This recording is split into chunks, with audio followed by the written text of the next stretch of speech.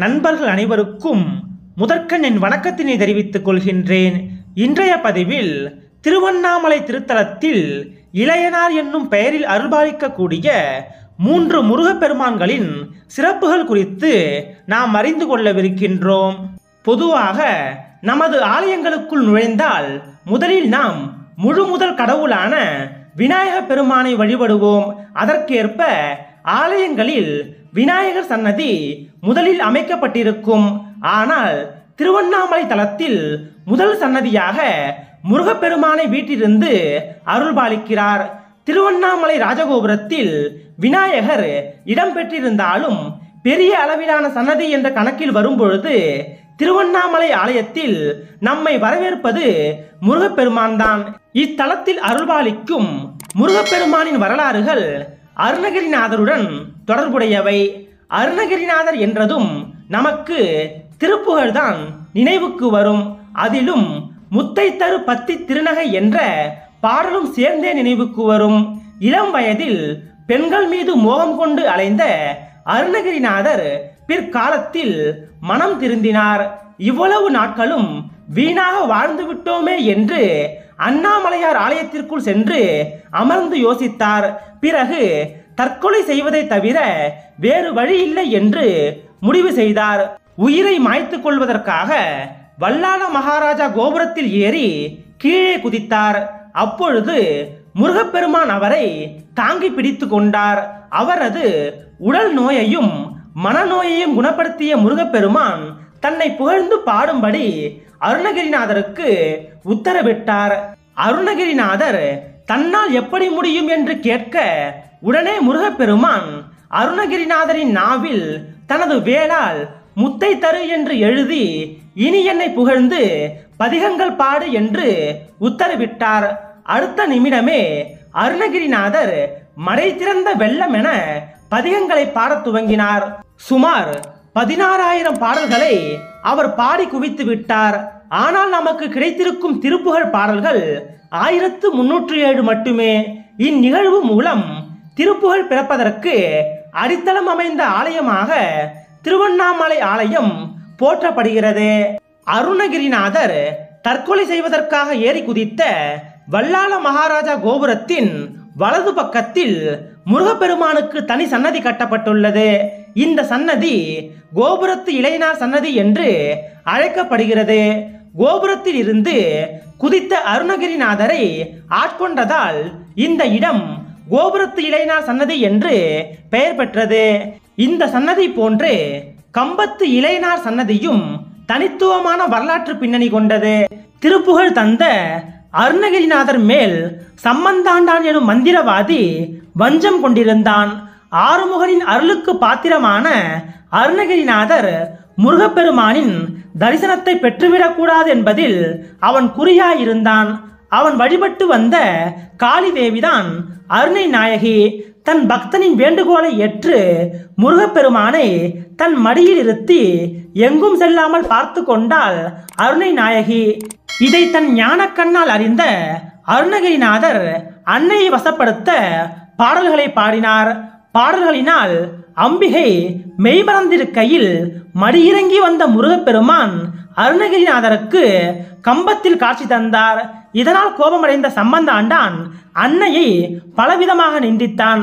அது முதற் கொண்டு சம்பந்தாண்டானின் வழிபாடுகளை ஏற்காமல் திருவண்ணாமலையிலேயே எழுந்தருளிவிட்டாள் அருணை நாயகி. திருவண்ணாமலை கொசமரத் தெருவில் அன்னையின் கோவில் அமைந்துள்ளது. அருணகிரிநாதருக்காக முருகப்பெருமான் அண்ணாமலையார் ஆலயத்தின் 16 கால் மண்டபத்தின் ஒரு தூணில் காட்சியளித்தார். அருணகிரிநாதருக்காக முருகப்பெருமான் இங்கு 2வது முறையாக தோன்றி காட்சி அளித்ததால் இந்த சன்னதி முக்கியத்துவம் வாய்ந்ததாக கருதப்படுகிறது. முருகப்பெருமான் தூணிலிருந்து தோன்றும் காட்சி இந்த மண்டப தூணில் அற்புத காட்சியாக இருக்கிறது. கம்பத்தில் இருந்து முருகப்பெருமான் தோன்றியதால் இவர் கம்பத்து இளையனார் என்ற பெயர் பெற்றார். கோபுரத்திலேயனார் கம்பத்திலேயனார் சன்னதிகளை போன்றே முருகப்பெருமானின் மற்றொரு சன்னதியான பிச்சை இளையனார் சன்னதியும் முக்கியத்துவம் வாய்ந்ததாக போற்றப்படுகிறது. இந்த சன்னதி கிளிகோபுர வாசலின் இடது பக்கத்தில் அமைந்துள்ளது. உலக உயிர்களை காப்பதற்காக கையில் கபாலம் ஏந்திய அண்ணாமலையாரின் தத்துவத்தை பிரதிபலிக்க இந்த சன்னதியில் முருகப்பெருமான் பிச்சை இளைஞராக வீற்றிருப்பதாக கூறப்படுகிறது. கல்யாண சுந்தரேஸ்வரர் சன்னதி கட்டப்பட்ட பொழுது பிச்சை இளைஞர் சன்னதியும் கட்டப்பட்டது. விஜயநகர அரசரான கிருஷ்ணதேவராயர் பிச்சை இளைஞர் சன்னதியை கட்டியதாக குறிப்புகள் உள்ளன. இந்த சன்னதி அமைந்துள்ள கிளிகோபுரத்தில் இன்றும் அருணகிரிநாதர் முருகப்பெருமானின் அருளோடு வாழ்ந்து கொண்டிருப்பதாக பக்தர்கள் நம்புகிறார்கள். இதற்கு காரணம், இந்த கோபுரத்தில்தான் அருணகிரிநாதர் தனது உடலை பறிகொடுத்தார். அதன் பின்னணியிலும் ஒரு வரலாறு உள்ளது. முருகப்பெருமானின் திருப்புகழை பாடிய அருணகிரிநாதர் பிறந்த திருத்தலம் இது. இப்பகுதியை ஆண்ட மன்னனுக்கு ஏற்பட்ட நோயை தீர்க்க தேவலோகத்தில் உள்ள மலர் தேவை என்றும் அதை கொண்டு வர அருணகிரிநாதரால் மட்டும்தான் முடியும் என்றும் மன்னனின் ஆலோசகராக இருந்த சம்பந்தாண்டான் கூறினார். இதனை நம்பி கூடுவிட்டு கூடுபாயும் வித்தையினால் தன்னுடைய ஆன்மாவை இறந்து போன ஒரு கிளியின் உடலுக்குள் செலுத்தி தேவலோகம் சென்றிருந்தார் அருணகிரிநாதர். இந்த நேரத்தை பயன்படுத்தி அருணகிரியார் மீது பொறாமை கொண்டிருந்த சம்பந்தாண்டார் அவரது உடலை எரித்து விட்டார். இதனால் கிளி உருவத்திலேயே அருணகிரிநாதர் இந்த கோபுரத்தில் தங்கினார். இதனால் இக்கோபுரம் கிளி கோபுரம் என்று அழைக்கப்படுகிறது. அருணகிரிநாதர் கிளி உடலுடன் இந்த கோபுரத்தில் தங்கியிருந்து முருகப்பெருமான் மீது பதிகங்களை பாடினார். இதனால் இந்த கோபுரம் கிளி கோபுரம் என்று அழைக்கப்படுகிறது. இந்த கோபுரத்தில் கிளி உடலுடன் இருந்து அருணகிரிநாதர் பாடிய பாடல்களின் தொகுப்பு கந்தர் அனுபூதி என்று அழைக்கப்படுகிறது. எனவே கந்தர் அனுபூதி பிறந்த தலம் என்ற சிறப்பும் திருவண்ணாமலை திருத்தலத்திற்கு உண்டு. நீண்ட நாட்கள் இந்த கோபுரத்தில் தங்கியிருந்த அருணகிரிநாதர் பிறகு திருத்தணிக்கு சென்று முருகப்பெருமானின் கையில் தஞ்சமடைந்ததாக கூறுகிறார்கள். திருவண்ணாமலை திருத்தலத்தில் அருணகிரிநாதரின் பக்திக்கு இறங்கிய முருகப்பெருமான் இருமுறை காட்சி தந்தார். எனவேதான் இத்திருத்தலத்தில் முருகப்பெருமானுக்குரிய அனைத்து விழாக்களும் சிறப்பாக கொண்டாடப்படுகின்றன. குறிப்பாக அறுபடை வீடுகளில் நடக்கும் அனைத்து விழாக்களுக்கும் குறைவின்றி திருவண்ணாமலையிலும் முருகப்பெருமானுக்கு விழாக்கள் நடத்தப்படுகின்றன.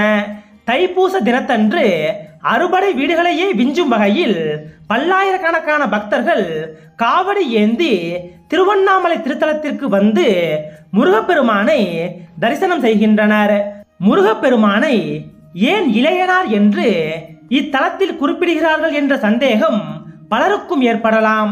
சிவசக்தியின் முதல் குழந்தை விநாயகர், இரண்டாவது குழந்தை முருகர். முதல் மகனான விநாயக பெருமானை பெரியவர் என்றும் இளைய மகனான முருகப்பெருமானை இளையவர் என்றும் அழைத்தனர். இளையவர் என்ற சொல் நாளடைவில் இளையனார் என்று மருவியது. இன்றைய பதிவின் வாயிலாக திருவண்ணாமலையில் வீற்றிருந்து அருள்பாலிக்கக்கூடிய இளையனார்களை குறித்து நாம் அறிந்து கொண்டோம். திருவண்ணாமலையில் வீற்றிருந்து அருள்பாலிக்கக்கூடிய கம்பத்திளையனார், கோபுரத்து இளையனார் மற்றும் பிச்சை இளையனாரின் பெருமைகளையும் சிறப்புகளையும் போற்றி கொண்டாடுவோம். நன்றி.